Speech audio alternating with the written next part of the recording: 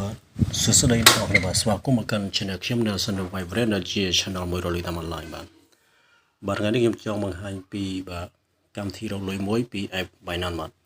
ញ្ចឹង app Binance គឺមានមុខងារឲ្យយើងរកលុយជាច្រើនចំណុចបាទឥឡូវខ្ញុំសូមបង្ហាញមួយចំណុចបាទដែលយើងអាចរកលុយបានដោយ free ហើយបងប្អូនដែលមិនទាន់មានគណនី Binance សូមចុចក្រោមតំណ link របស់ខ្ញុំនៅខាងក្រោមវីដេអូ description ហ្នឹងដើម្បីចុចបង្កើតគណនី Binance បាទហើយបងប្អូនដែលមានគណនីរួចហើយយើងចុចចូល app Binance យើងមកដើម្បីយើងធ្វើការរកលុយដោយ free ជាមួយនឹងបាទ app Binance មកបើនៅពេលយើងចុចចូលរួចបងប្អូនសូមធ្វើការចុចចូលកន្លែងរូប profile នេះមកបាទរូបសញ្ញា Binance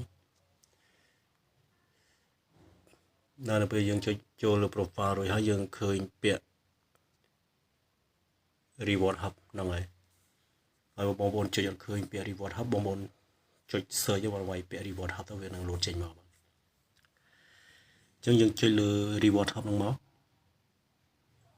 ហ្នឹងហើយគឺនេះគឺកន្លែងមុខងារយើងចូល check in បាទកន្លែងនេះគឺយើងចូល check in តែដោយសារខ្ញុំមក check in រួចហើយវាលោតបាទ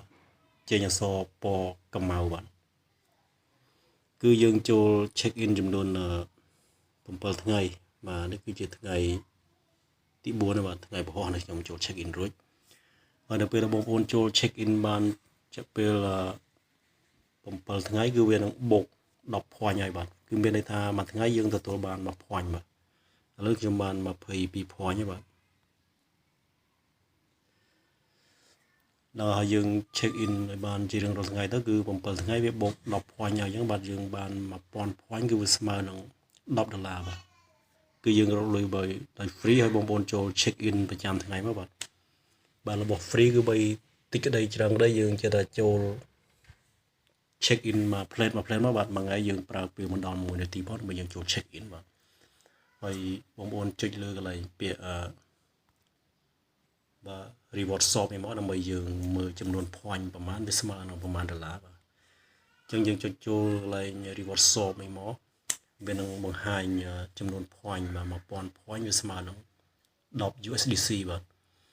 កាក់ USDC ហ្នឹងវាមានតម្លៃស្មើនឹងកាក់$ដែរគឺនេះបងប្អូនបាទ1000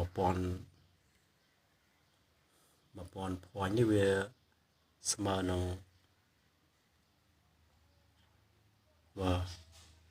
1500 point ស្មើនឹង$15ហើយ1000 point ស្មើនឹង$10នេះបាទយើង scroll មើលទៅបាទ700 point ស្មើនឹង$7យ៉ាងទៅបាន100 point ស្មើនឹង$1បាទអញ្ចឹង point ទាំងអស់ហ្នឹងគឺយើងអាច claim វាបាននៅពេលយើងគ្រប់ចំនួន1000 point 700 point 1000 point 1500 point គឺយើងបាទចុចលើពាក្យ claim ទៅបាទវានឹងធ្លាក់ចូលទៅក្នុង spot wallet របស់យើងហ្នឹងបាទគឺវាដាក់ Voucher Spot នេះគឺវានឹងធ្លាក់ចូលក្នុង spot wallet របស់យើងបាទអញ្ចឹងគឺការរក free ពី app Binance គឺយើងមានតែប៉ុណ្្នឹងទេឲ្យបងប្អូនចូល check in ទៅបាទមួយថ្ងៃយើងចូល check in បានម្ដងគឺម្ដងគឺយើងបាន1 point ហើយយើង check in បានរយៈពេល7ថ្ងៃនេះគឺគេនឹងបូកបាទ10 point ហើយទៀតណាបាទហ្នឹងហើយការរកលុយពី app Binance គឺបងប្អូនគឺមានតែប៉ុណ្្នឹងទេហើយគិតថានេះជាវីដេអូដែលមានប្រយោជន៍សូមជួយចុច like subscribe ហើយនឹងដាក់រូបសញ្ញាកណ្ដឹងដើម្បីទទួលបានវីដេអូថ្មីៗនិងចំណេះដឹងថ្មីៗពីការរកលុយតាម online ពី Channel ខ្ញុំបន្តទៀតបាទ